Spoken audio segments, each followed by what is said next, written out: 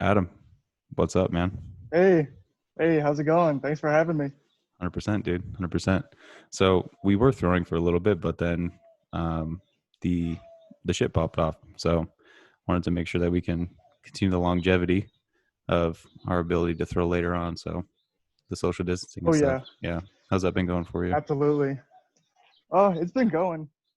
I mean, I've been going out to the field, throwing, hitting, with nobody, obviously, Right. just throwing to a net, which is kind of different. Right. Actually, it's funny because I'm used to throwing into a net because back when I was really playing competitive baseball and it would be 110 degrees out here in Arizona, Mm-hmm. I would no one would want to go out and throw or do anything with me. So I would just go out to the park and throw against the fence day after day after day. Yeah, I did And the same shit. I did that's the same that. shit, especially with like my rehab after my surgery, because it was like Hmm. the instructions were to throw at least 2 or 3 times a week, and that would just consist of me going out to the field and throwing against a fence, trying to get some long toss in and stuff like that. So I understand. I know it's really weird because when you're throwing against like a fence or a net or whatever it is, and then you actually find someone who's like, oh yeah, I'll go throw with you, I'll go do this with you, and then it's almost like, oh, this feels weird to like throw with a person. Like Right. it shouldn't feel like that, but yeah, it's kind of different. For me, I get that kid excitement. It's like, you want to play catch? Like, all right, sweet, let's go play some catch. Because I like, know. and that's why I was like really thankful that we met at Mountainside, because that's where we met at Mountainside to like um, Yeah, for like work and shit. And I'm just glad that you were down to throw and that you wanted to like continue to pursue something with baseball, which is pretty cool. And that just it lined up really good, man. It truly, truly did. So oh yeah, absolutely. And it is really hard to find like once we get to the level that we're at, there's a lot of people that drop off, right, and there's people that they're like, oh, I don't play anymore, so I kind of want to do something else, and it's just really hard to find someone to really get that passionate feeling of throwing with someone or pursuing the same dream. right, exactly. So yeah, it's really nice to find someone like you to do that stuff with and to keep each other accountable for everything. Yeah, I feel the same exact way, man. And I am very appreciative because, like you were saying, it is hard to find someone who doesn't want to just like go out and throw for fuck's sake. Like they're throwing with Right. intent. Like we're throwing with some sort of idea of like some goal in mind, right? And everything that we're doing, all this work that we're putting in, is towards something. It's not just kind of like, oh, like a hobby, you know? Yeah, yeah, Yeah, absolutely. and that's hard to And it find was because, fun. like you're saying, people do drop off because they're just they, yeah, Yeah, yeah. And it's funny because the other day, I was at the park. I was just gonna do some just get loosened up, and there was a guy who just came up to me randomly. He's like, "Hey, you want to play catch?" I was like, "What? You want to play catch with me? That's kind of weird." And he's like, "Oh yeah, I play for the Rockies, and I'm out here in spring training. Like, obviously, spring training's not here anymore, but he's out here with his wife, and he's like, yeah, so um, let's try throwing a little bit." I was like, "Oh yeah, okay." So we play a little long toss, and it was really cool because he lives like right down the street, oh and shit. so yeah, so it's really funny that you just find random people It's like um, when you're that getting. are doing the same thing as you. Yeah, I agree, dude. And it's the way I like to look at it. It's as if it's gonna sound a little woo, but like the universe is like providing that for you. Like, so you had this thought of like, okay, I want to maybe pursue baseball. Like, I want to try and get back into that, and then Hmm. done done, I come along and I'm fucking throwing with you, and now you have this opportunity to continue to pursue it. And on the other end, me too. It's like, all right, I still want to fucking play baseball. I still want to continue to pursue it. I don't have anybody to throw with. Dun dun, you pop up, and then now we're throwing. Right. Same thing with that Rockies guy. It's like you were at the park, just like, all right, I'm just trying to get better. Dun dun, a professional fucking ball player comes up. Hey, you want to play some catch? It's like, what the fuck? Like it's just like Yeah, that wavelength. I know it's like all the stars are aligning somehow, and it's funny because I was so I'm in a physical therapy school right now, Right. Right. Yeah. and after baseball, I wanted to pursue that. and I found out all these different things that about my body and about muscle, the way the body's supposed to move. And I'm finally figuring everything out. And now I'm applying it. And when I found you, I'm like, oh wow, now I know like what I have to do to get my body in the right position to throw efficiently or hit or run. Mm-hmm. And it's like everything's starting to line up. And it's just too bad it's lining up this late, but I mean, better late than never. Yeah, and that's always like a tough battle, like a mental battle with yourself. It's like that perspective of, well, fuck, why couldn't I have known this 7, 8 years ago? You know, why couldn't I I have like know. come across this information when I was in fucking high school or coming into high school? Like I this would have been so huge for me to apply it. But one thing that I also think it's like to counter that, it's like, okay, would I even have had the dedication and the mindset of right now that I currently have in this present moment to apply, even if I did have that information? Like, would I see that information as super valuable? Exactly. Yeah. Like I would like back in high school, um I don't know if I told you this, but I didn't actually make my high school baseball team. Oh shit, I was cut from the varsity team my freshman, sophomore, junior, and senior year, all 4 years of high school. I did not know that, And bro. yeah, it's not a lot of people do. And when they see me and I've played a little bit of professional baseball already, and I tell them that, they're like, "Well, what are you talking about? Like, did you just start playing baseball?" No, I've been playing since I was 9 years old. I didn't start getting good at it until I got into college. Mm, So right. You went to it's Western Oregon, just, right? yeah, I went to Phoenix College and then I played at Western Oregon University. Nice. So that's, and it's funny because everyone is just so shocked that I haven't played in high school. But on the other end, I have been playing the entire time. Like I would do the same exact thing I'm doing right now during quarantine. I would go down to the field, throw against the net because everyone's in their season right now. Like this is back in 2012 or 2011 when I got cut from the team. I wasn't with our high school baseball team. I was at the park throwing against a fence. Same thing I'm doing now. Yeah. And it's just like when I first did it, when I first started throwing like recently, I was like, oh, this is a familiar feeling. I was like, oh, I know what I'm doing now. And so I used to just throw like just to throw, and I would hit just not really working on anything. Yeah. But now I have that more dedication and more, I guess, creative mindset to try new drills. And we were sharing different drills with each other. Mm-hmm. um, Mobility and stretching is such a huge factor in Yeah, baseball. definitely did not understand that impact of mobility and stretching going into like high school and shit. Like I shared with you, like my mobility was pretty much dog shit. Like we do like the warm up stretches and, you know, all right, touch your toes. I'm like barely scraping the middle of my shins and I'm just like, yay, and, like, like I it know. hurts, like all that shit. But yeah, dude, now like I definitely agree with you with like that creative mindset and like that more openness to want to try something new that could benefit you, because it's like I think a part of it is also like a little bit of like pride has like kind of been set aside, because Right. it's like, all right, like I want to get to the position I want to get to, what do I need to do to get there, as opposed to like Hmm. when I was younger it was like, okay, I know how to do it, fuck off. Like I see people do it on TV, like I know what I'm doing, XYZ. But now it's not Right. that case, because it's like, oh shit, Yeah. like now we actually need to implement some shit that I don't know.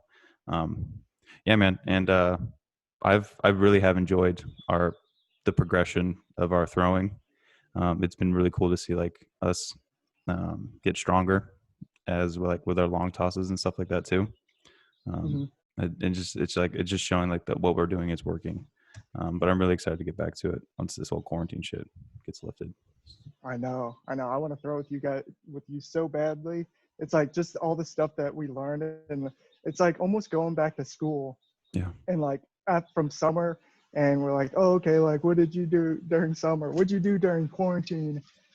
And like all the stuff we learned, and we'll figure out like we'll get the radar gun out there again and see what we're at, and we'll make these massive gains together. So I think that's pretty cool. That's a good point, dude. It's just like the summer school shit. It's like people are like Yeah. in summer. It's like you come back from school, like, what did you do over summer? Like I remember those conversations in middle school and shit. Yeah. So explain to people a little bit more about what got you into physical therapy and what you're trying to accomplish with that. So with physical therapy, so it all started actually when I was in the middle of a season. I was in Garden City, Kansas. I was playing in an independent league, and I was starting to have some arm pain. I was starting to have some back pain, and a couple of my other teammates would have the same thing. And I would catch myself subconsciously looking up like little exercises, stretches, like massage techniques on like how to like relieve the pain or how taking any like ibuprofen or any painkillers because I know that there's a lot of people like to take the easy route and just take that, but that's not going to help you like heal the muscle or it's not going to help you get any better. So I was like just looking up stuff on how to heal my body and help my teammates, and I would relay that information. I would relay that information to my teammates, and I would actually help them do their stretches and exercises. And it's just really funny because I called up my parents. I said, hey, I don't know if I want to do baseball right now Hmm. because I was not having a good time there. I wasn't getting paid that much, barely enough to live. I'm fortunate enough to have a really great host family, but uh, we weren't getting paid that much. I was doing this probably my worst year in my entire baseball career. This was in like when you got into the pros, Yeah, or yeah, yeah, my gotcha. my second year in the pros, and I had my worst year ever. And so up until like college and beyond, I've I, I'm confident that I can say I've been pretty successful. Um, like being like I have good statistics and I just felt confident. But that year was an off year, and I felt like I was more about healing teammates and just helping other people. So I Like your called up my focus was parents and somewhere said, "Hey, else. It wasn't like yeah, mainly on it like wasn't on playing, base right? exactly. Like I wasn't looking like I knew I wanted to get into physical therapy because I was looking forward to relaying information to my teammates rather than, oh, I have to play a baseball game right now. Like in our pregame, we have a game at 7:05. We'd get there at 1 o'clock in the afternoon, and we'd be in our clubhouse, and I'd be like, hey, I read this thing on shoulder rotator cuff stretches, and um, so it's funny because I would just want to help them like recover from their injuries or get them warmed up to play rather than, oh, I have to play center field right now. Okay, like I wasn't even thinking about that until they say, oh, Adam, you're leading off today. And so my focus was not on baseball completely. And that's when I called up my parents and said, hey, I don't know if I want to do this. And my parents are super supportive because uh, they like right when I said that, they said, okay, so what do you want to do? And I told them, maybe I want to come home and finish school and go to physical therapy school and see where that takes me. So they were super supportive. They told me, yeah, come home. We'll fly you home. And actually that week I cut my contract with the team. I said, hey, I think um, I'm gonna go home. I'm gonna retire from baseball. And so I did that. All the front office, all my teammates were super supportive, and they did like a little ceremony for me on my last game. And what's funny about my last game is I told the catcher because I was a little choked up because being playing my last professional baseball game. Yeah. That's It's hard to kind let of, go, I would imagine. yeah, it really is. And I got emotional, and he's like, he says, oh, I heard this is going to be your last one. I said, yep, it's going to be my last day. So he shook my hand enough. I saw all fastballs that at bat. That's My dope, last at dude. bat, I saw all fastballs, which was really cool because he knew like, oh, he's probably, He wants to go out on at like least I a didn't good strike note. out. That's, Yeah. yeah. So, but anyway, so that was my last day. The next day, I flew back to Arizona, enrolled in a school, Pimo Medical Institute, and started my physical therapy career. And so I'm in school right now. School's actually put on hold, Hmm. but still doing Yeah, because you my guys need actual like studies. practical experience with people, and that's kind of something you can't really, you need to have that in order to get through the school. I would think. Oh yeah, absolutely. You Yeah. definitely need hands-on experience, and that's why with you, like I always want to do these stretches, or I send you all these messages on stretches, and like there's like all these things I learned about like scapular stabilization or something with your rotator cuffs. I'm like, okay, so Quentin probably uh, he's trying to get into baseball and he's still working for it. Like I could probably help him out and uh, do like some massage techniques, and that's going to help me too get more experience with that. Yeah, dude. So it's That's like like kind of a it's a yeah. win-win. Definitely a win-win scenario because it's like, I get more knowledge in terms of like my body and then the anatomy of it, as well as the mobility that you're implementing, and then you also get Right. like that actual hands-on tangible experience that before, yeah, it's not being monitored by like teachers and stuff, but still it's still like that actual practical in-world experience, which is much more important as opposed to like going to school. And like I mean, school is important as well. I'm just saying like the actual practical experience is what's going to pay off for you in the long run, as opposed to reading chapter 8 this week.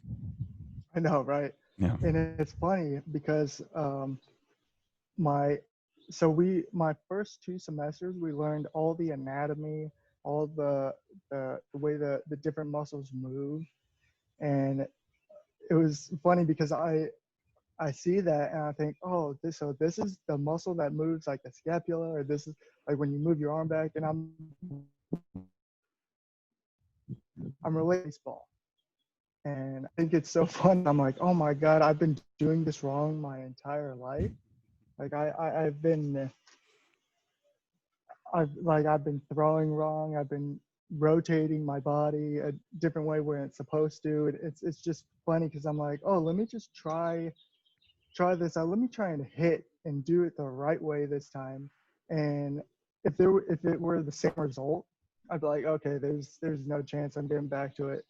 But now I take video of myself and I see all that stuff. I'm like, oh my God, this is crazy. I might have another shot here.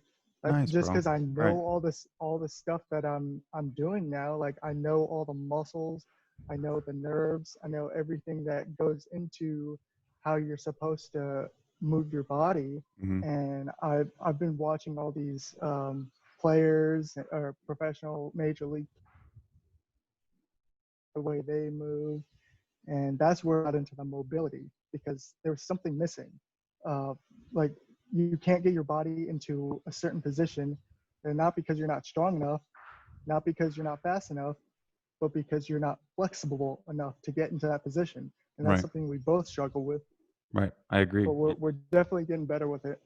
Yeah, and I think that's a good point that you're making with what was a big determining factor for you to decide, like, oh, I might have a shot at this, was the actual data of, the way that your body was moving compared to like the pros, right? You're like, you actually had some like knowledge to back up, like, oh, okay, so I need to get to this position. We'll put in numbers. Like I need to have this degree of rotation. And now you're understanding Mhm. that from your studies, and then now you're actually practicing it with baseball, and you're seeing like, okay, this lines up. I could probably do that. I could have a shot at the pros, or like continuing on with this career as long as I continue to match up with these data points that I'm trying to get. And the mobility has been huge for me as well. The the feeling is the biggest motivator for me of the feeling of like, oh, that's relaxed. I feel really, really good. I feel loosey goosey right now. I feel like I could throw. I feel like that I could throw that football over that mountains right there, type deal. You know what I mean? And Oh yeah. yeah, it's just like that's the biggest motivator for me is like that the feeling of just feeling loose and relaxed and stuff. And also the while we're throwing, feeling loose and relaxed, that's I've I've shared it with you a couple of times. It's like, dude, that felt different. Like when I was fielding ground balls a Mhm. couple times ago, and I was just like, dude, I've never felt that good throwing and fielding ground balls before in my entire life. And so that's one thing that I'm very like thankful for is like you're like you being so willing to be being open with like your school studies and stuff and like sharing that with me and sharing that knowledge. So that's been really huge for me. So I appreciate that. Oh yeah, absolutely. You look pretty good in the infield. Thanks, bro. I've only been doing it I for like was when fucking I was 15 not, years. I wasn't letting up on my throws too. Yeah, it was fun, man. It was a nice little nostalgic kick for me. I mean, yeah. I know it's like almost like a little shot of like euphoria or something, Hmm. like in your brain where you're like, oh, this feels really good. Yeah. It's like just like a happy moment.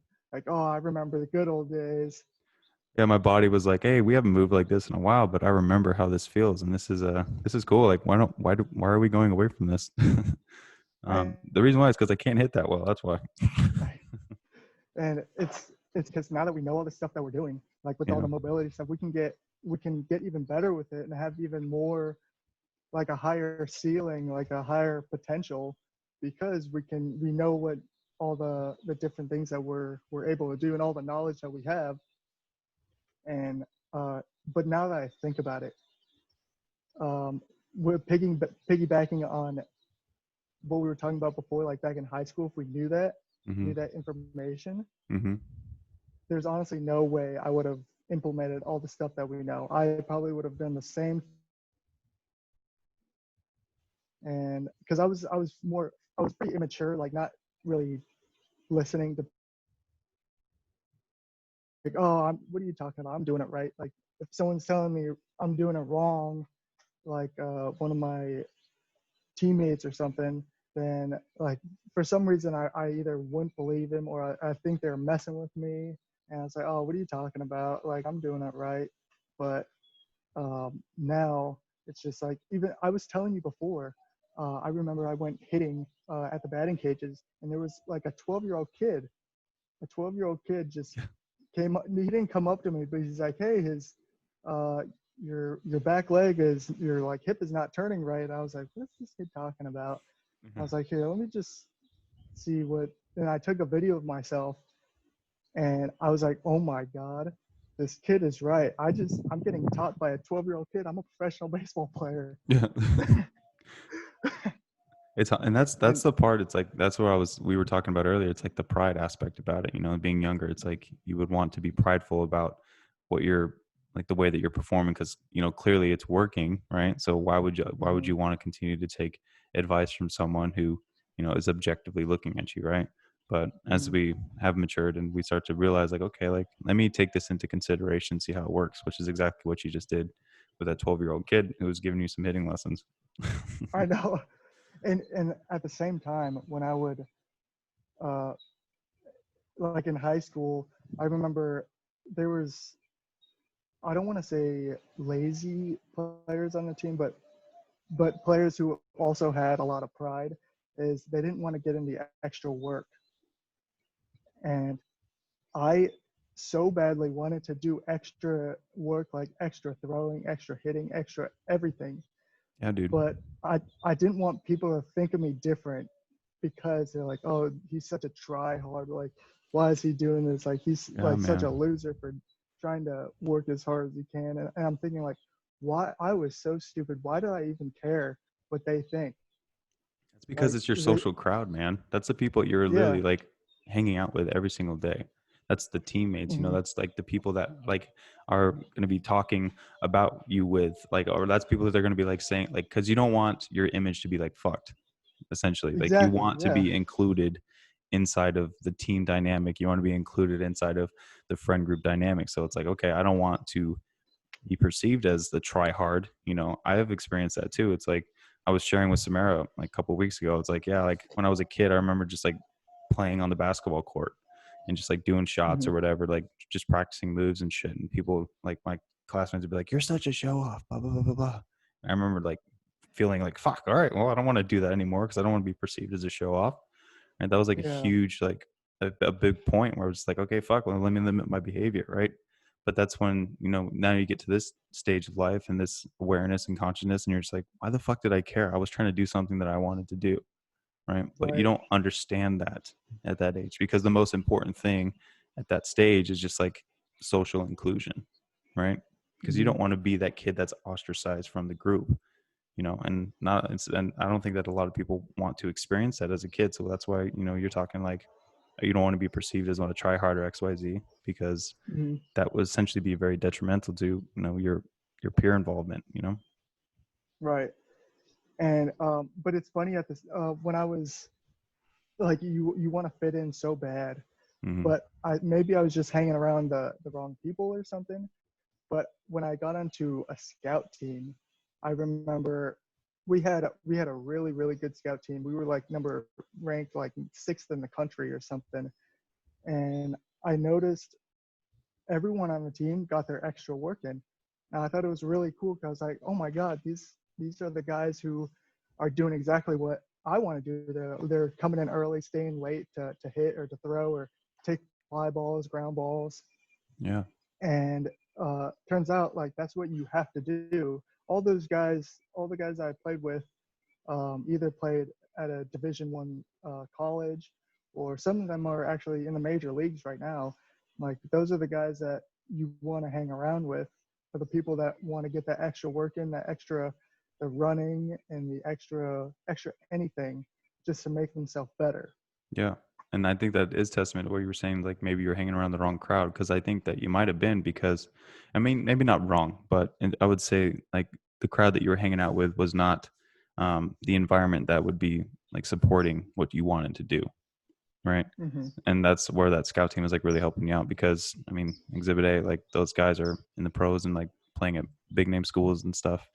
But yeah, dude, I agree with the experience that you've had with like craving that extra work, like craving that Hmm. that you just have that like that innate drive to like, I just want to do more, I want to get better, right? I had that in high school too, but there wasn't like the the school that I was at was like less than 1,000 kids in the entire school, so it was like very very small, and a lot of the coaches were, Hmm. you know, dads of students at the school, and it wasn't like super like professional in terms of like the progression wasn't fixated on like, all right, let's work towards getting you to college. It was more so, let's work towards getting like a championship within the high school, you know. And there wasn't like a lot of like support for Hmm. like afterwards, and also like my lack of knowledge of like how to get to, you know, how to get scouts to come talk to you or XYZ, um, Hmm. was a big factor as well. Did you have any issues with that, like trying to get scouted from like colleges and stuff? Yeah, that's very true. And when people ask me, when I because I didn't play any varsity high school sports. And when people say like, oh, how'd you make it, like I worked really hard. And that's what people are telling me, like, oh, there's nothing else I can do. I said, you don't know what hard work is. You don't know like the stuff I did to get to where I am. Like they said, oh well, I talked to a college coach, or I try to talk to a pro scout. And I would say, well, that's not doing, you're not doing anything. Like when I was, I think my I had emailed and called over 150 scouts. Yeah, I remember you sharing that with me. 150 scouts. Yeah. They're like, I did absolutely everything, everything. And that's the stuff that I needed to do. I need, like, there's so many routes to professional baseball, That's very and true. I was willing to route.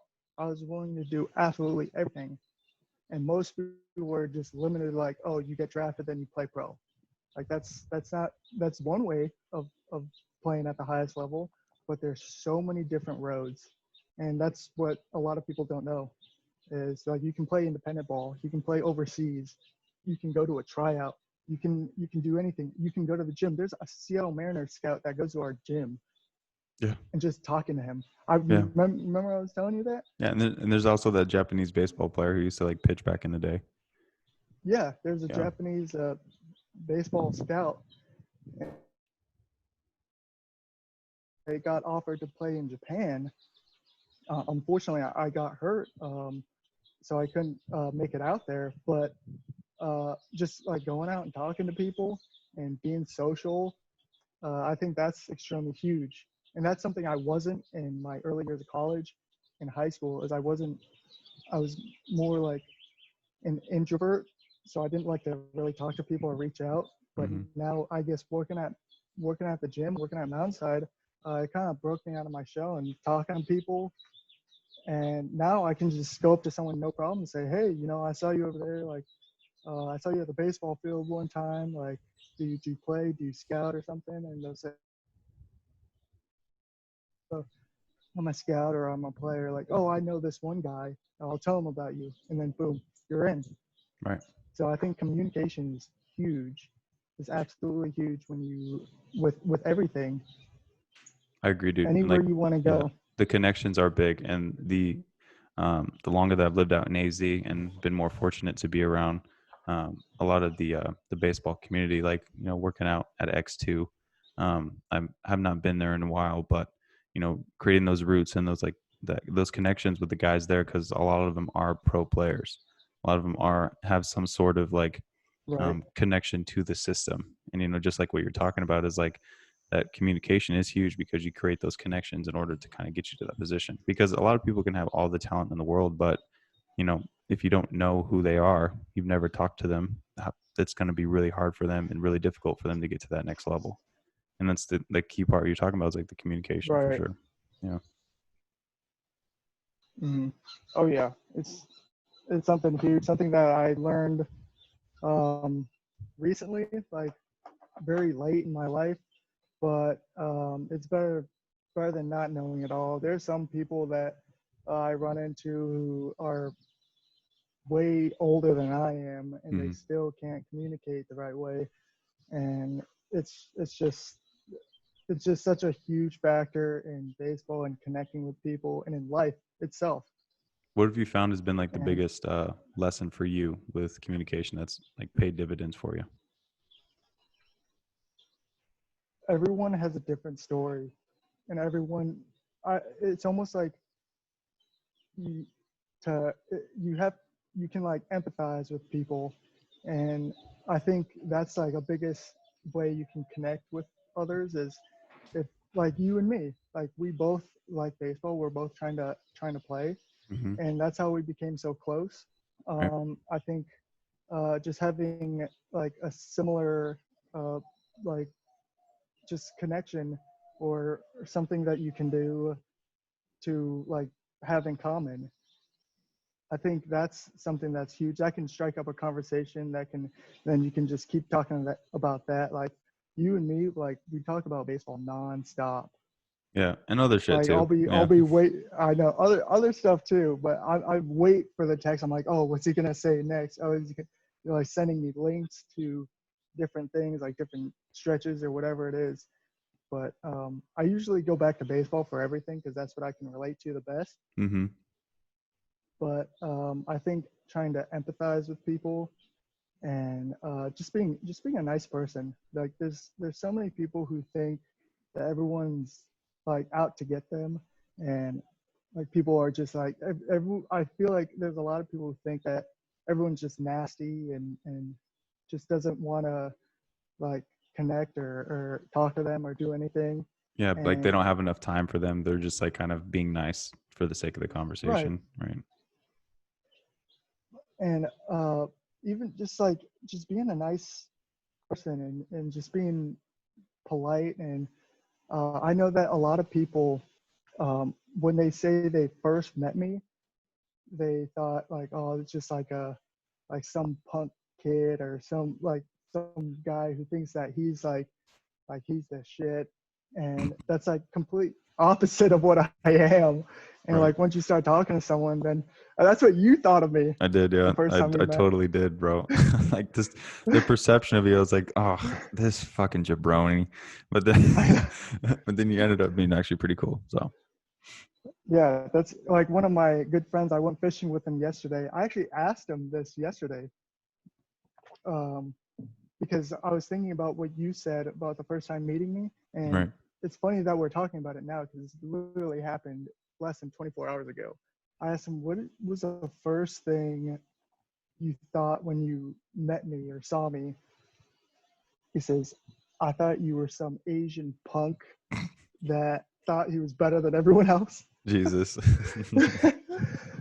And he's like, once I started to get to know you, I was like, oh, he's okay, I guess. Yeah. I guess I can talk to him, be friends. And I don't know what it is. I think it might be my or I just the think way I carry myself. Yeah, I don't think it's like, it may be a little bit of like how you carry yourself, because I don't want to have people think that the way you carry yourself is just like, McGregor walk 24/7 type I deal. Like I it's more know, yeah, you're just like you're a very like you're a social fucking butterfly, dude. And that's I like know, it could be intimidating for people. It's like, why is this guy talking to so many fucking people? Like, dude, I calm know. down, get in the gym, do your workout and fuck off, right? Like, but no, you're literally there for like 4 hours, 5 hours, just chilling out and talking to everybody. It's like I got to start getting like a time clock for you. Remember, like, because I'll work on Tuesday nights, like Uh-huh. 2 to 9, and then you'll come in, and I was like, all right, dude, you're here at 2. I'll fucking see you at 7 when you dip out. Like, but it's fucking true though, because like you're just a social butterfly, so that could be I one of the perceptions. But I mean, that's it. Like, this is a really good like opportunity to like share with like, hey, like, I mean, it's very common and cliche, but it's like, don't judge a book by its cover. It's really oh true, dude, yeah. because like, my perception of you based off of like my own like what I was thinking of, like based on the way you're acting, like the way that you were like talking to everybody and shit. I was like, dude, like, who the fuck is this guy? Right. But then actually talk to you, like, oh, he's actually pretty down to earth and he's cool, and like I can connect with him on some shit. And I'm like, all right, this is actually like a really cool person. So that's a big opportunity for people Yeah. to kind of challenge yourself. It's like, hey man, how about you just start talking with them at first before creating that sense of judgment, Oh yeah, absolutely. or like Thank you, by the labeling. way. Yeah. What's up? And I said thank you. Oh, my pleasure, And man. at the same time, yeah, don't judge a book by its cover, because I remember doing that when someone came into the gym, like tattoos on his neck, he like shaved head. I thought, okay, here's trouble. Like Hmm. let's see what's gonna go down here. I was like, I don't have any weapons on me, so I can't defend myself. Jesus. Like, and that's what I was like, that's what I was thinking, and I was like, hey, can I help you? He's like, hey, yeah, I forgot my key tag. Can you enter my name? And just like asking me how I am, like how's my day going? He's such a like a genuine, like good, nice person. You I can was like, like feel whoa, that. that You can kind of feel caught that me by energy from them, huh? yeah. Yeah. It was really cool. That wow, I will never judge anybody ever again. Yeah. And this is like last year. This is recent, Hmm. and I'm just thinking like, wow, I should not judge anybody. Like I first you have to talk to them first and see what they're all about. And it doesn't matter what they look like. It doesn't matter like how big or tall or any physical things that can change your mind about them. But just talk to them, see what they're about, and then you can go from there. Yeah. Which is like further supports your point earlier about like just being a nice person, communicating, talking to people, and just kind of bringing good energy. It's Oh very yeah. important. Yeah. And that's something I never really believed in is having like a good positive energy, Mm. because I thought, oh, that's just like a spiritual thing that people use to make themselves feel better. But like I honestly can say that I feel like positive and negative energy. Like you can tell when you're on a date and it's going well and you guys are both like vibing and having good energy. but at the same time, I can tell when a date is not going so well. I can tell when you guys are both talking and laughing, but the energy's not right. Yeah. Isn't that weird? And yeah, it's a really weird thing. It's a It's like very a interesting thing. Yeah. it's like a sixth sense.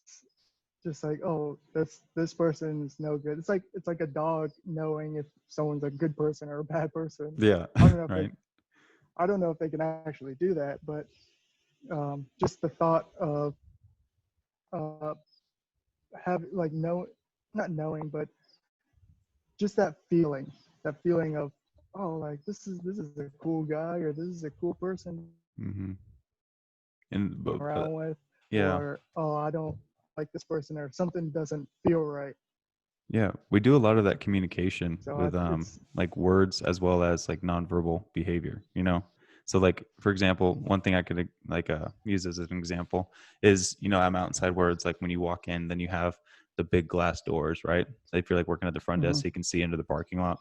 Like if right. you and me were like working at the front desk, which I miss, by the way, thanks for ditching me. I know. Um, and I was just kidding. You So ditched me. bullshit. Anyways, watching like people out in the parking lot, if they're like talking, you know, you can tell if like, okay, this is a good conversation they're having based off of like their nonverbal behavior, like nodding or like, you know, slight hands, like moving up and down or whatever. Or that if it was like a negative conversation, you could tell by Hmm. someone like kind of like, you know, short, quick movements with their hands or like shaking their head no and like kind of turning away. It's like you don't hear anything, you're just seeing that like that conversation manifest and you can like it's like oof, that doesn't feel good, you know. And I think it's like there's something I learned in psychology called mirror neurons, which is Hmm. a like a way that you can, it's a reason why you cry when you watch a movie or a reason why you like Right. feel anxiety when you watch a movie because you can like put yourself inside of that situation, right? You're experiencing Right. what you can like perceive like what those people are experiencing.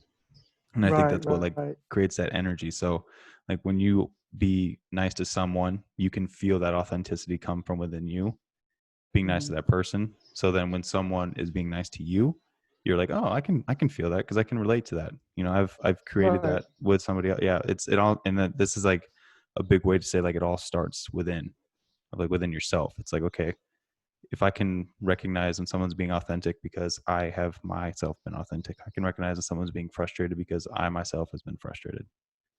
Right. Right. And yeah, like looking at someone's body language and their hand gestures, like the way their feet are positioned, I heard is a way to tell if Mm-hmm. someone's engaged in conversation. And that's something I actually been really interested in, because I've been doing a little bit of research on that. And there's sometimes in conversations where I'm just looking at body language and I won't be paying attention to the conversation. The I'll just be content of what she, looking. like he or she is saying. Jesus. Yeah. And it's I can't multitask at all. It's bad. Like if I have to read something and like read a text, like while I'm walking, I have to stop walking Yeah, me too. in I order can't for do me that, to dude. read. That's like a I sign that we're can't. getting older. I know, but Like I one second. I could never. I could never do that though. It's so funny, and that's something I learned. One of my junior college coach. That's something that really helped me in my career, my baseball career. That is, as he says, when you're up at the plate, it's impossible to think of nothing. When people say, "Oh, just don't think of anything," that's physically impossible to do. You Yeah. have to have at least one thing in your mind. He says, think of just one thing. Don't even think about baseball, the at bat, or whatever it is that you're doing. Think about something different. It's like whether, oh, what am I gonna go eat tonight, or what am I gonna do after practice or something. Like think of one thing, and that'll help you not focus, but just improve your success like up at the plate. And that's what he told me that I should do. And it turns out it actually works. It was so crazy to me Mm. that I wasn't thinking about anything but one thing only. Just I think I was thinking, oh man, I have so much homework. Oh, look, a fastball, and then hit it. It's just this crazy thing that he told me. I was like, this guy is nuts. And it's just like the psychology of like how your brain works. It's really cool. Why did you think that the just thinking about one thing helped you? You said like it was like helping your performance, but what was it the actual thought itself, or was it like the state that that thought put you into? Like what do you think it was? What I think was I think way too much. I think about every scenario, every outcome, every result. If I do this, if I swing at this pitch, or if I say thing to this person, I look at what's going to come out of it, like the result, and I think Mm, of like 3 or 4 different like solutions to a problem or something. My mind is everywhere.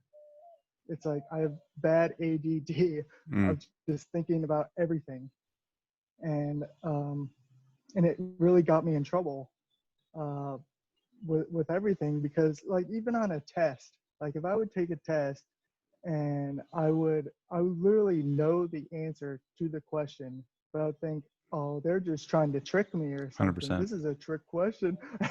It's so funny because you just you just have to trust your instincts and your gut feeling. But I would just think way too much. I Yeah, would man. think, oh, this is the answer to this question. Wait a second, this also sounds right though. Let me just go with this one. And then you get the test back. Oh, I should have kept my first answer. Right. My dad has a It's really good, just yeah. thinking way too much and knew that. And he could tell that I was thinking too much Mm, when I was playing. And it's like when you see the person, like two people talking, you know if it's a good conversation or a bad conversation, if they're engaged or not. Same thing, like he saw me uh up at the plate like being jittery, and I would swing at a pitch that nobody in the world would swing at. And he's like, well, I know you're a good player, but you're probably just thinking too much. I was like, yeah, that's probably it. And that's why he told me that. mm. And so just think of one thing only, and that's it. And that really helped me. So, and it really helped me in school too, because I remember doing that all throughout high school and early college, is second guessing myself. I would do that all the time. And I think that might be a sign of lack of confidence, of like saying you're doing something and then you're like, wait a second, maybe this is a better thing to do for this certain situation or whatever it is. But Yeah, man. just It's trust. frustrating to ping pong between like decisions that you should like choose. You know, it's like, okay, this option. Okay, Mhm, I do the same thing. It's like, okay, all right, I have to do this, right? But I can do this option mhm, and it'll give me this outcome. But do I really want that outcome? Am I going to be satisfied with that outcome? Or should I go with this mhm, one? Oh, here's another option. Okay, let me play through this. As opposed to just making one fucking decision, right? And then mhm. allowing the experience to teach you, right? It's like this Right. weird, like psychological, like trying to control shit. It's like, okay, like I want to control the outcome. We're already, you say that I'm trying to think about the outcome of like how it's going to be, as opposed to Mhm. just being inside and letting that experience teach you. And my dad has this really good quote. He said, he was like, doubt your doubt. So it's like when you're on the test, you know, you find that answer, but then you're Mhm. starting to doubt, is that the right answer? Now you need to doubt that you had, because Ah, yeah, does that make sense? yeah, it does. Yeah, it's kind of cool, right? I really liked it. Yeah, it And is. it's like, and it's true, because this is what I would encourage people to really, if they do struggle with this, is like to focus on allowing the experience to teach you instead of trying to Mhm. control for the outcomes, right? Because it makes so much sense in our heads. It's like, all right, like I want this outcome, so I'm going to do the work to get that outcome. I'm focusing on that Right. outcome goal, right? As opposed to what I've been like I'm reiterating myself, but as opposed to like choosing this option, seeing if it actually tangibly worked or not through the experience, and then allowing that to teach you, because that experience is going to teach you so much more than the control in like your head of like trying to control those outcomes. Just like it was for Oh you yeah. with the thinking and at the plate. It's like I'm only going to think about one thought. You know, I'm not Mhm. going to try to control the outcome of this. What is this one thought going to bring me? But I'm going to try this one thought and see what happens. And inevitably, it helped you out of the plate, right? That experience Right. taught you that, okay, I can trust this, right? And I don't Mhm. think it's a lack of confidence. I think it's more so like a lack of trusting oneself to make the right decision, or not to make like a decision for themselves, which is why we try to control for the outcome. Right. And it's it's funny because like, you know, when you have a goal in mind, whatever it Mm-hmm. is that you want to do, they I like to relate a lot of stuff to baseball. Like everyone wants to hit a goal of throwing a baseball 90 miles an hour, and they're all focused on that one goal, but then they completely forget about the process of what you're supposed to do. And that's Right. something that I got really, really good at, is falling in love, not with the goal, but with the process on how to get there. On like, and both of us have done that with Mm-hmm. stretching. No one wants to stretch. No one wants to do mobility exercises. No one wants to eat right. No one wants to sleep well to do this one little thing. Like, oh, I'll just try as hard as I can. You can't do that. You have to have you have to have a process. You have to fall in love with the hard work, and that's what the good people from the great people, and doing whatever they want to do is like with these really successful people, um, like let's say Jeff Bezos, the owner of Amazon. Mm-hmm. I remember seeing a picture of him at like this crummy little desk with literally Amazon spray painted on the wall. And you if you go inside his mind, he's I don't know what he's thinking, but he's probably not thinking, oh, I'm going to be a multi-billionaire right now. It's like it took him what he started in like 1997 or something, Yeah, like really early, over a lot 20 earlier than people years. would think, a lot earlier than I thought. Yeah. Yeah. Oh yeah. Everyone's like, oh, Amazon started like 3 or 4 years ago. No, Amazon started over 20 years ago. Yeah. They started And selling books. Amazon was like a place for I getting know, books online. That was it. Like that was like their I big hit. know. Yeah. Continue. Continue. Yeah, and it's funny about the books because nobody knows that. And I remember going. I was with one of my friends. We were at Scottsdale Quarter, and there was an Amazon bookstore. And they're like, Amazon sells books. I was like, yeah, they started with that. They They're like, started with that fucking shit. Yeah, dude. talking about. Yeah. They sell everything. So that's what they started with, and it's funny because he's not. He probably wasn't thinking about the long-term goal, Mm-hmm. but he was thinking about the process on how to get everybody to like what he's doing and to get on board. And you have to work hard, and you kind of have to keep your head down, just focus on whatever you need to focus on, and just kind of throw the goals aside for a minute. Obviously you want to set goals because you Right. want that motivation, Mm-hmm. but at the same time you have to fall in love with the process if you really want to be successful. Yeah. I think that is huge, a very huge point to say, is like that process is very important to focus on. And that further add to that, it's the importance of like the routine that you're doing to get you to that goal. You know, like the routine that you have within that process that you're getting towards those goals. So like, for example, if, you know, you want to be a professional baseball player, right? But you know, every day you're waking up and you're playing the tennis court for a couple of hours, and then you know go stretch or throw for like 45 minutes, and then you're done for the day, right? And that's a Right. consistent routine for you. Like your ultimate goal is like, I want to play pro ball, but the routine that you have involves like a completely different game, a completely different sport, something that's not Mm, like getting you towards that ultimate goal of like playing pro ball, right? You need to have like that routine that's going to create that those steps for you in order to get to that ultimate goal. And that's what like mm, that process needs to align with what you're doing, because a lot of people, like I am definitely guilty of that. It's like I want to play pro ball, I want to do I want to play pro ball, but a lot of it was initially started out in my mind. It was like, okay, like I'm doing enough in order to get there, right? But I was, in a way, I was like kind of lying to myself because I wasn't doing as right. I could not. I could definitely have been doing more as Mm. opposed to what I was currently doing right now. You know? Yeah, like, do you remember when we first started throwing? Like when we our first few times, like questioning it. Even I was questioning.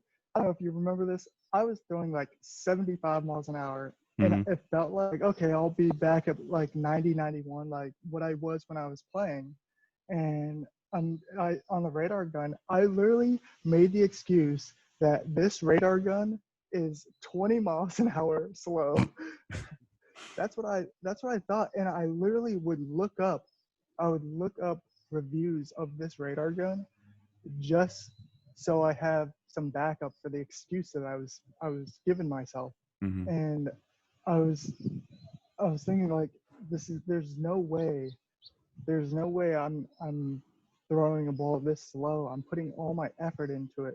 And then when we get video on ourselves and have a little bit of science and a little data background, then you're like, oh, this is what I'm doing wrong. Right. There's like there's little things like there are all these tiny little adjustments that you can make that can make a huge difference. Mm-hmm. And it's just, I think a lot of people make excuses just to make themselves feel better. Like I hear this all the time. I hear this probably 90% of the time is when someone says, oh, I stopped playing baseball because I got hurt. Everybody says that. Everybody says that. And some of them might be true, might be telling the truth, but at the same time, like you have to be honest with yourself. You can't just keep lying to yourself and keep saying, oh, I didn't do this because of someone else, or I got hurt, or this Yeah. happened, or whatever it is. You have to be accountable for yourself and be honest. And once you're honest with yourself, then I think you can make the adjustments to make yourself better. Right. And that's And a that's hard something point to that, get to because it's humbling, man. Because it's like yeah. I don't want to believe that this is exactly who I am right now. Right. And there's a lot of fear with Mhm. that. It's like, fuck, dude, I don't want to perceive myself this way. So it's so much easier to create this like a illusion for myself in my head as opposed to like being Mhm. concrete in the reality. But truly being concrete in the reality of like who you are as a player right here, right now is where that growth, actual legit growth starts to happen. Right. Once you allow yourself to Right. kind of put down that illusion of like, okay, I'm this person, but I truly am not. It's hard, but it's fucking really important because that's where you start to continue to build off that foundation to where you can actually start choosing to make steps in order to get to this ultimate goal that you actually need to implement right now. Those steps you need to implement right now in order to get to that ultimate goal.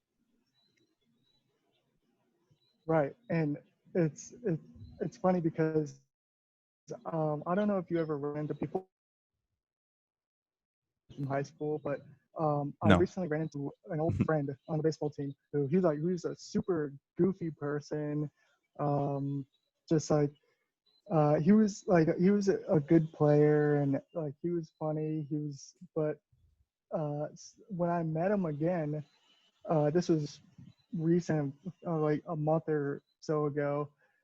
He was like a different person, and I Mm, think that somewhere along the line someone told him or he figured it out himself like, hey man, you got to figure it out, you're not doing something right, you're like, and I think that's how people mature. That's why there's a lot of older players, a lot of older people are so mature, because sometimes you need that someone to be like, hey, like just like really put them in their place.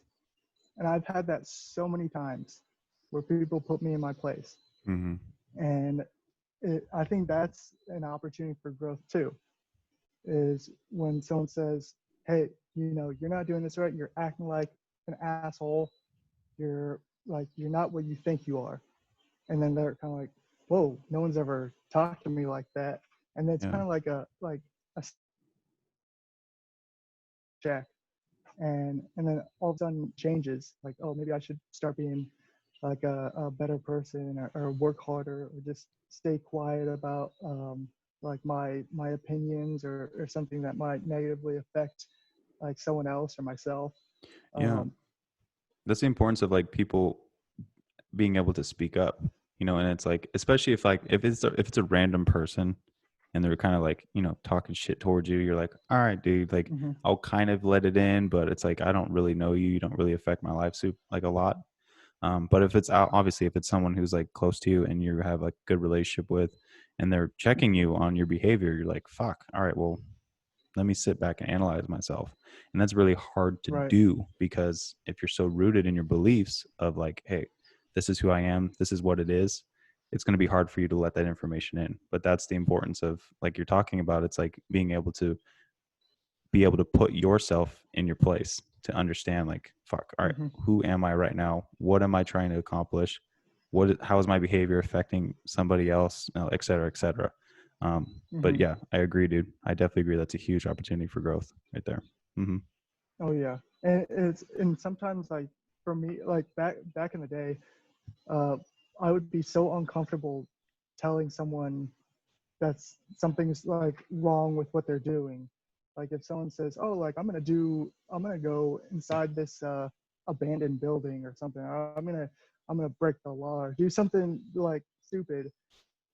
I was so uncomfortable saying, "Hey, that's not a good idea. You shouldn't do that," because I'm afraid they're gonna say something to me that's gonna hurt me or something. But now I have no problem saying whatever it is I feel. If someone's not doing some like the right thing, someone's doing something else, I have no problem saying anything. Like Yeah, I will speak up because now I have that self confidence that if they ever come back at me with anything, I know that I can handle it. nice, bro. And that's actually something my dad taught me. He didn't teach me like telling me that. He taught me by experience. Like Mm. my dad put me in my place so many times growing up when I was just a kid. Um, when I would play baseball, like he had so much, I guess, not high hopes, but he saw so much potential. Like I would play catch with him. I would throw the ball. Like maybe it would if he didn't catch it, it would hit him in the shoulder. He's like, "Why are you throwing it right there? You throw it right to my chest." And he would get so pissed at me. I'm just looking to see if he's listening to me right now. But like he wanted me to be so like perfect with everything and being so honest with me. And I was like, oh my god, like my dad hates me. I can't, like, why is he saying all this stuff? And one day he told me, you're gonna thank me. You're gonna thank me one day for saying all this. This was when he got done yelling at me in the car for something, and he says, one day you're gonna thank me. And I remember I had a coach who would just yell at everybody, and everybody was like all super afraid and scared and just so uncomfortable to be around that coach or even talk to him. But when he would do it to me, it was like, oh, it's just my dad yelling at me again. It's like I'm so used to it. I felt so comfortable with like that kind of energy towards me. I was just like, okay, I understand what you're saying. Like it's no big deal. And other players would be like, how are you taking that? I said, I've had it my whole life. Like So was it like a it's no big deal. constructive, like you're saying yelling, but was it like a constructive feedback? Was it like, hey, like, these are the expectations that I have for you? Were they like calling you out, or like what do you mean by like they're yelling at you? What do you mean by that? Well, with my like say my dad yelling at me, he would just tell me all the things I'm doing wrong and how to correct them, but in a way that at the time sounded really mean Mm-hmm. and sounded like there's so much anger coming out. Um, and then like when one of my coach would do that, he would do the same thing. But at that time, I would keep calm and I'd say, okay, I understand what you're saying. But it would be constructive feedback. It would be telling me, hey, you need to get better. You need to do this or get your head out of your ass or something like that. And uh, I took it as, okay, like I understand. Like I'll do that. That's fine. And but but here's the other thing is early on in my childhood or baseball career when I was like even when I was like 12 or 13 years old, um, I would look at these major league players and I was a big statistics guy. So I would look at guys' statistics and they're like, oh, a guy hit 300. That's like your 30% of the time. That's not that's a very small amount, very small percentage. And I remember I had one good game when I was like 13 years old. I think I went like 4 for 4, and my dad said, you know, you should be doing that every time. And I referred back to those major league players. I said, you know, like these guys are superstars and they're on 3 for 10, or they're hitting 30% of the time, and this is just one game. And he was just trying to get me to, I guess, expect more of myself. Mm. Like I remember I went 3 for 4 one game. Um, this was back, I was like 15 years old. I was on a scout team. I went 3 for 4, and he came to pick me up, and he said, "Oh, how'd you do?" I said, "Oh, I did really good. I went 3 for 4. Like I had a double. I scored a run." And the only thing he could think of is what happened that last at bat. I said, "Oh, I struck out." "Why'd you strike out? What'd you do?" And not like saying, "Oh, good job. Like 3 for 4 is really good." He was thinking, "Well, why didn't you go 4 for 4? Like, what's the problem?" And that kind of made me into the person who I am today, about being a perfectionist and doing things in great detail just to make myself more successful. And I think that's what there's some people who really do, is like someone will get like a 99% on a test. And they're like, "Oh man, what was that last question? Like, why did I get that wrong?" Like they're not thinking about the 99%, they're thinking about what they did wrong. And I mean, that's good up and to a certain extent, Mm-hmm. but at the same time, you have to have a little bit of balance and credit yourself for doing well, but you have to keep accountable and saying, "Oh, well, what did I do wrong that time?" Um, and so it'll never happen again. So I think like that, those are ways he I guess taught me, is try to do things as best as you can, and if you don't, if you're not successful in like one at bat, or one test or something, just figure out what you did wrong and correct it. It's like it sounds And like he's really instilling like constant improvement within you to kind of really yeah, focus yeah. on like, hey, all right, I did well, credit myself, great. Okay, now how can we incrementally get a little bit better right now? Hmm. Yeah. And I don't know if I was telling you this. I think we were in the car. We were heading to the field, but he told me, uh, like, you can never be satisfied. Never be satisfied with what you're doing. Like, I don't care if you're the greatest like ball player in the world. What's holding you back from being the greatest ever? And just never be satisfied with what you're doing. And at the same time, he said he hates the phrase, "Oh, this person has the," because when someone says that, that means you haven't done it yet. And that's what he was telling me. Is he says, because I told him, I was like, "Oh yeah, there's a scout that told me that I have potential." He says, "So what? Like that means nothing. You haven't done it yet. Until you do it, it means nothing." Is it, so I think I remember talking to you about that. Um, Fucking dogs, about dude. I know, right? They're probably Chihuahuas or some Jack Russell Terrier shits. Uh, Those fuckers are it's always the small Energizer dogs. balls. Yeah, dude. They got short man complex. Anyways, continue. I know, but yeah, just when someone has potential, that means like they're capable of doing it, but they haven't done anything yet. So that means like there's like these like in the NFL or NBA or MLB, they have these first round much potential, and they're a bust. Like they don't do anything with it. Yeah. It's Like very with interesting to that see that movie, yeah, like with that movie Moneyball. Um, with Brad Pitt. yeah, with Brad Pitt. What was it? The guy's name? I forgot his name, but he was talking about how he was a first round pick, but he was a bust because he never he made it to the major leagues, but didn't have a good career. Everyone thought he was going to be like some superstar because Right. he had potential, but never did anything with it. So he says, until you do something, it doesn't really mean much.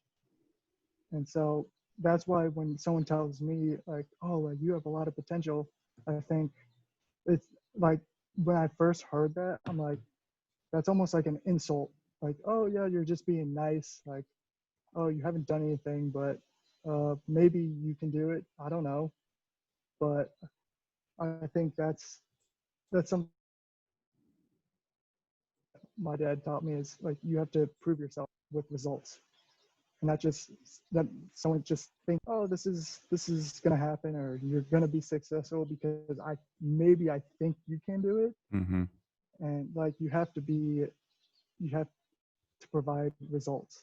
You have Tangible, to produce. Yeah. actual fucking data, right? Mhm.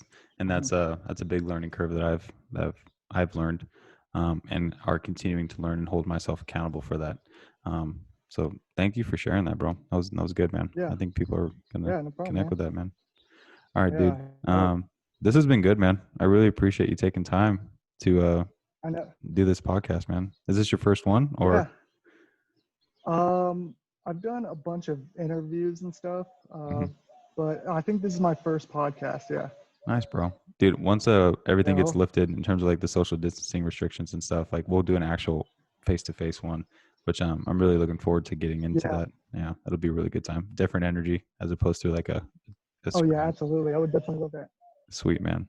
All right, brother. Thank you, Adam. Appreciate you, man. I'll talk with you soon, brother. Yeah. Thank you. Thanks for having me once again. This was a lot of fun. Beautiful, man. All right, brother.